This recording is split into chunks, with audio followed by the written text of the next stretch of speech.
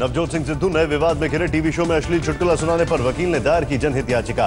पंजाब के मुख्य सचिव को भी चिट्ठी लिखी। गुलाम नबी आजाद की विपक्ष के नेताओं के साथ बैठक।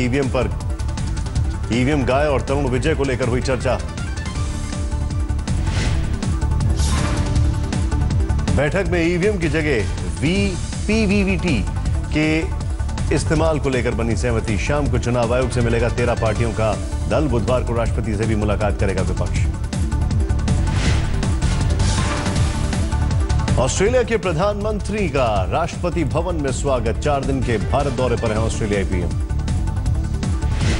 राजघाट पर पीएम ने दी महात्मा गांधी को श्रद्धांजलि। तोहफे में मिला चरखा। बीजेपी की राष्ट्रपति चुनाव पर टिकी नजर। एनडीए के 32 सहयोगियों को आज भोज और बैठक का न्योता। पीएम करेंगे अध्यक्षता। बीजेपी अध्यक्ष अमित शाह ने खुद फोन कर एनडीए के सहयोगियों को न्योता दिया। शिवसेना प्रमुख उद्धव समेत सभी सहयोगी। क्षति के लिए बीजेपी में वेंकैया नायडू और एसएम कृष्णा के नाम पर की चर्चा। इस फैसले से दक्षिण में पैठ बनाने की कोशिश। 25 जुलाई 2017 तक हो जाने है नए राष्ट्रपति का चुनाव। बीजेपी ने सीएम योगी, सीएम मनोहर पर्रिकर और डिप्टी सीएम केशव प्रसाद मौर्य को लोकसभा की सदस्यता से इस्तीफा देने से रोका। जम्मू कश्मीर के कुपवाड़ा में घुसपैठ की कोशिश नाकाम। सेना ने 4 आतंकियों को ढेर किया। पाकिस्तानी आर्मी के ड्रेस में थे आतंकी। भारी मात्रा में गोला बारूद बरामद। सुबह तड़के सीमा में घुसने की कोशिश में थे आतंकी। सर्च ऑपरेशन जारी। उपचुनाव को लेकर कश्मीर में बंद। सूनी पड़ी सड़कें। सुरक्षा के कड़े इंतजाम। शोपियां में स्कूल में लगाई आग। स्कूल को बनाया गया पोलिंग बूथ। 12 अप्रैल को उपचुनाव के लिए होना था मतदान।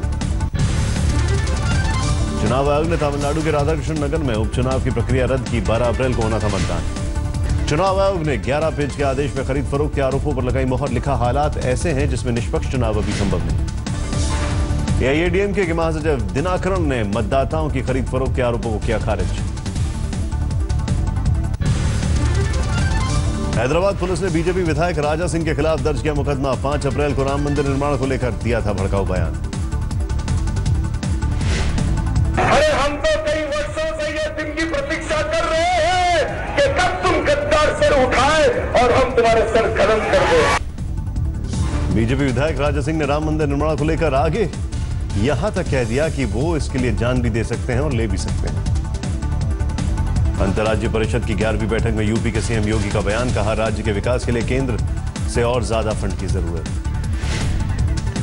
अंतर्राज्यीय परिषद की बैठक में अहम फैसला। राज्यपाल की भूमिका। केंद्र राज्य संबंध कानून व्यवस्था जैसे मुद्दों पर हुई चर्चा। अंतर्राज्यीय परिषद की बैठक से पहले योगी ने बीजेपी अध्यक्ष अमित शाह से की मुलाकात। प्रदेश में बीजेपी अध्यक्ष पद के चेहरे को लेकर हुई बात। अंतर्राज्यीय परिषद की बैठक के बाद यूपी के सीएम योगी ने राजनाथ सिंह से अलग की मुलाकात। कानून व्यवस्था समेत हाईवे पर शराबबंदी के मुद्दे पर चर्चा। सीएम योगी आदित्यनाथ से उत्तराखंड के मुख्यमंत्री देवेंद्र सिंह रावत ने की मुलाकात। दोनों राज्यों की संपत्ति के बंटवारे पर चर्चा। सीएम योगी की आज फिर से 4 विभागों के अधिकारी संघों की समीक्षा बैठक। समाज कल्याण, अल्पसंख्यक, पिछड़ा वर्ग और महिला कल्याण विभाग देंगे प्रेजेंटेशन। यूपी में सत्ता बदलने के साथ ही नौकरशाही में बड़ा फेरबदल होने की संभावना। सूत्रों के मुताबिक डीजीपी, मुख्य सचिव, गृह सचिव समेत तमाम अहम पदों पर फेरबदल संभव। सूत्रों के मुताबिक योगी सरकार ने फेरबदल के लिए तैयार की 200 ज्यादा अधिकारियों की सूची। बड़े पैमाने पर बदले जा सकते हैं डीएम और एसपी। यूपी की योगी सरकार ने 217 आईएएस और आईपीएस अफसरों की सूची तैयार की। मसूरी ट्रेनिंग के लिए दिए जा रहे हैं सिर्फ 12 अधिकारी। दूसरी लिस्ट में लंबे समय से एक ही पद पर तैनात अधिकारियों के नाम। तीसरी सूची भ्रष्टाचार में घिरे अफसरों के नाम। सीनियर आईएएस अवनीश कुमार अवस्थी ने यूपी के प्रधान सचिव के रूप में संभाला कार्यभार। 2 दिन पहले केंद्रीय प्रतिनियुक्ति से भेजे गए वापस। योगी सरकार अर्धगुम को लेकर जल्द बुला सकती है कैबिनेट बैठक। पहली बार यूपी में लखनऊ से इलाहाबाद में हो सकती है कैबिनेट मीटिंग। सीतापुर में यूपी के राज्यपाल राम नाईक ने विश्वविद्यालय के कुलपति का कार्यकाल बढ़ाने का सुझाव दिया। कहा, सेंट्रल यूनिवर्सिटी की तरह 3 के बजाय 5 साल दिए जाए। गौहत्या के खिलाफ खुलकर सामने आए संघ प्रमुख मोहन भागवत। गौरक्षा के नाम पर हिंसा करने वाले पर कानून बनाकर लगाम लगाने की वकालत की।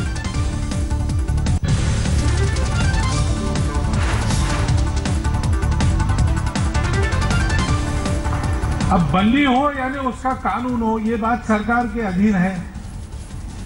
संपूर्ण भारतवर्ष में गौ हत्या बंदी हो, ये हमारी इच्छा है। अलवर में गोपालक मुस्लिम की हत्या के विरोध में एसपी नेता आजम खान ने लौटाया गाय बछड़ा। शंकराचार्य श्री अयोध्या कक्षजानंद ने दिया था भेंट।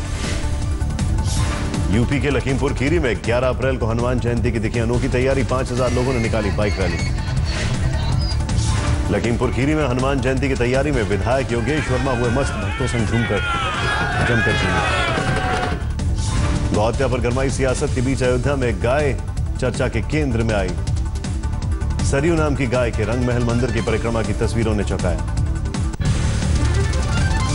गृह राज्य मंत्री किरण रिजिजू ने पश्चिम बंगाल में ममता सरकार पर लगाया गंभीर आरोप। कहा, राज्य सरकार के कहने पर प्रशासन ने रद्द किया हनुमान जयंती के आयोजन की परमिशन।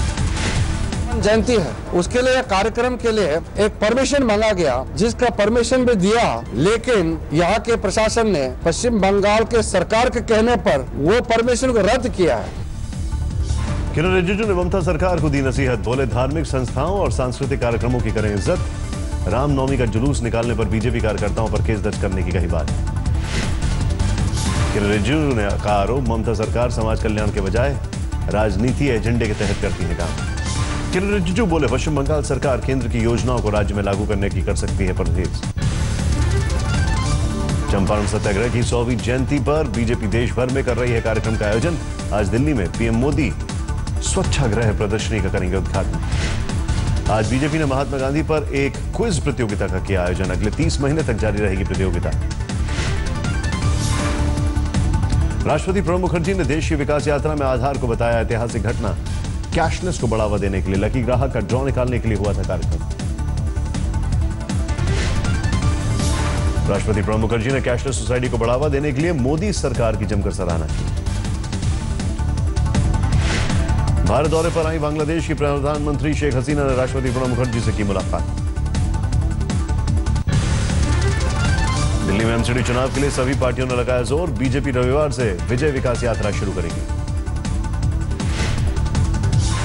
दिल्ली बीजेपी अध्यक्ष मनोज तिवारी ताबड़तोड़ प्रचार में जुटे। आज सागरपुर ईस्ट इलाके में करेंगे रोड शो। 37 वार्ड से होकर गुजरेगा रोड शो। दिल्ली के सीएम अरविंद केजरीवाल की ताबड़तोड़ रैलियां। आज करीब 2 दर्जन जनसभाओं की बनी रणनीति।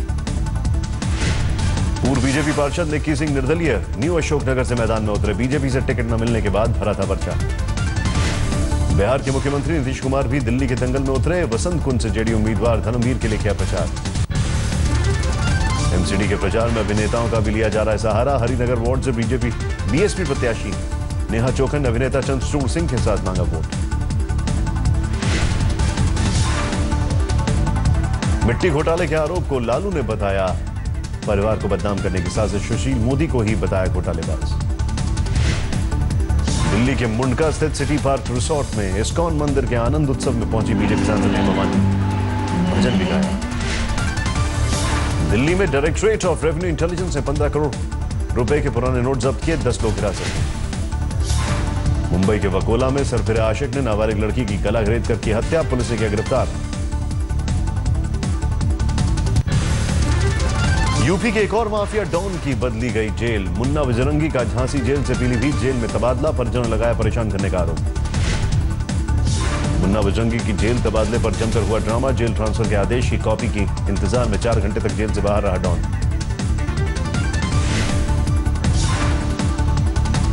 बिहार में वैशाली जिले के राघोपुर दियारा में आग से 100 एकड़ की जमीन की फसल हुई राख। लपटों के आगे बेबस दिखे किसान।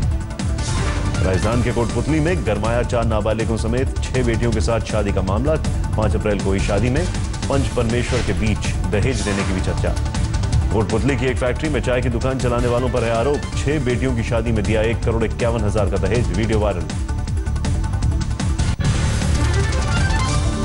3 तलाक पर सहरसा की एक महिला ने एसपी से लगाई न्याय की गुहार। ससुराल वालों पर दहेज प्रताड़ना के बाद तलाक का लगाया आरोप। समस्तीपुर में अधर में अटका 47 छात्रों का भविष्य। परीक्षा देने से रोके गए। पासवर्ड में सेंधमारी कर फर्जी तरीके से भरा गया फॉर्म। सहरसा में छात्रों के भविष्य से खिलवाड़ करने में आरोप में कोचिंग संचालक गिरफ्तार। पर्चा लीक मामले में अरेस्ट हुए कौशल राय का लिया नाम।